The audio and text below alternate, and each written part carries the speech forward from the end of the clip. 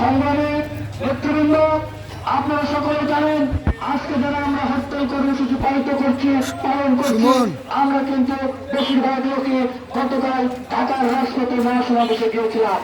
আমরা আমাদের অধিকার প্রতিষ্ঠার জন্য শান্তিপূর্ণ একটি মহাসমাবেশ আমাদের মহাসচিব ঘোষণা দিয়েছিলেন। আমরা শান্তিপূর্ণভাবে সকাল থেকে এই মহাসমাবেশে অংশগ্রহণ করে আসছিলাম।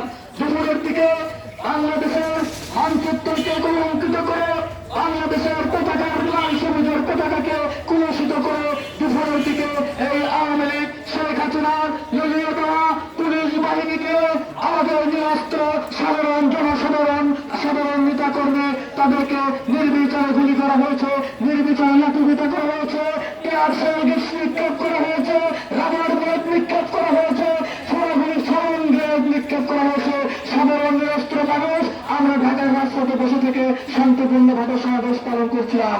আমরা পরিকল্পনা ছিল না বাংলাদেশে কোন রকম সংঘাতের দিকে, কিন্তু এই রক্ত পিপাসু শেখ হাসিনা সরকার রক্ত না দেখলে যার ঘুম হয় না, বাংলাদেশের প্রতিটা জেলায় উপজেলায় যে একটি লাশ না হলে যে মহিলার ঘুম হয় না, সেই ফ্যাসিস্ট শেখ হাসিনা সরকার তার মিলিয়ে দেওয়া পুলিশ বাহিনী দিয়ে এই সাধারণ জনগণকে গুলিবিদ্ধ করেছে।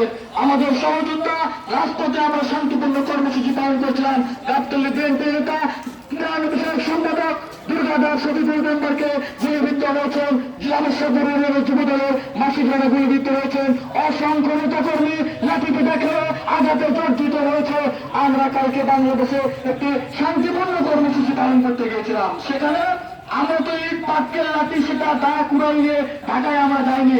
সারা বাংলাদেশের সাধারণ জনগণ, নিরস্ত্র জনগণ, তারা কি পুলিশের গুলির সম্মুখে আমরা কি তাদের সাথে যুদ্ধ করতে পারবো? এটা কি ফিলিস্তিনি, এটা কি ইউক্রেন যে পুলিশের সাথে আমরা যুদ্ধ করবো?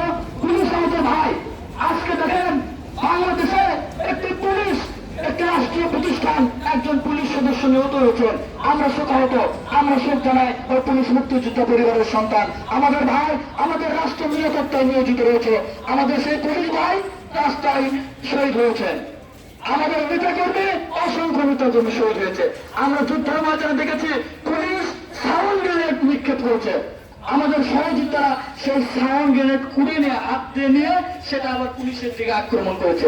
একজন মানুষ সাউন্ড গ্রেনেড নিক্ষেপকৃত সাউন্ড গ্রেনেড হাতে তুলে নিয়ে সেটা আবার পুলিশের দিকে নিক্ষেপ করে। মানুষ কতটা দেয়ালে পিঠ থেকে গেলে জীবন মৃত্যুর সন্ধিক্ষণে পুলিশের গুলির সামনে বুক দিয়ে দেয়। আজকে দেখেন আমাদের বিএনপি নেতাকর্মী মারা গিয়েছে, পুলিশ সদস্য মারা গিয়েছে। আর শেখ হাসিনা ওবায়দুল কাদের আওয়ামী লীগ আজকে বাংলাদেশে কি প্রোগ্রাম দিয়েছে? শান্তি সমাবেশ। একজন পুলিশ হত্যা করে, একজন মানুষ হত্যা করে, সাধারণ মানুষকে গুলিবিদ্ধ করে আওয়ামী লীগ বাংলাদেশে শান্তি সমাবেশ করছে। বন্ধুগণ, এটা কিসের শান্তি? যেখানে আজকে বাংলাদেশের যে পুলিশকে আমরা বলতে না, এই পুলিশকে শেখ হাসিনা সরকার যে অত্যাচার যে নির্যাতনের মধ্যে রেখেছে সেটা পুলিশ বাহিনী আমরা জানে। সকাল থেকে সন্ধ্যা পর্যন্ত রাত দিন 24 ঘন্টা সপ্তাহে 7 দিন বিএনপির পেছনে পুলিশের ডিউটি। কেন পুলিশকে কি রাষ্ট্রীয় আর কোনো দায়িত্ব নেই? এই পুলিশ এবং বিএনপির জনগণ রাজপথে লড়াই করছে বাংলাদেশকে টিকিয়ে রাখার জন্য। আজকে পুলিশ যদি স্বাভাবিক থাকতো, পুলিশ যদি আওয়ামী লীগের পক্ষে না যেত, আজকে বাংলাদেশে আরো সংঘাতময় সৃষ্টি হতো। তা আমরা পুলিশ প্রশাসনের মাধ্যমে এই শেখ হাসিনা সরকারকে জানিয়ে দিতে চাই, এই বাংলাদেশের জনগণকে আর সংঘাতের দিকে ফেলে দিয়েন না। এই বাংলাদেশে যারা ভালোবাসে, এই বাংলাদেশের সমস্ত বুদ্ধিজীবী, সমস্ত নেতৃবৃন্দ, জাতীয় নেতৃবৃন্দ এই শেখ হাসিনাকে বলছে আপনি সমন্বয় করেন, আপনি আলোচনায় বসেন, একটি সুষ্ঠু নির্দলীয় নিরপেক্ষ তত্ত্বাবধায়ক সরকারের দাবিতে যে আন্দোলন করছে তাদের সাথে আপনি বসেন। এই বাংলাদেশের জনগণের দাবির পক্ষে আপনি বসেন, একটি নিরপেক্ষ নির্দলীয় সরকারের অধীনে নির্বাচন আয়োজন করুন। কিন্তু এই অহংকারী বদমেজাজি এই শেখ হাসিনা সরকার দীর্ঘদিন এই বাংলাদেশের রক্তচক্ষু, এই বাংলাদেশের মানুষের লাশ, বাংলাদেশের মানুষের রক্ত খেয়ে এতটা জনতা পরিণত হয়েছে, বাংলাদেশের মানুষের দুঃখ কষ্ট তার আর একটু নরক নড়ছে না। সংগ্রামী বন্ধুগণ, আমরা সিদ্ধান্ত নিয়েছি, আমাদের দল সিদ্ধান্ত নিয়েছে, এই শেখ হাসিনার ফ্যাসিস্টের বিরুদ্ধে এই যে আন্দোলন শুরু হয়েছে সেই আন্দোলন ধারাবাহিকভাবে চলবে ইনশাল্লাহ।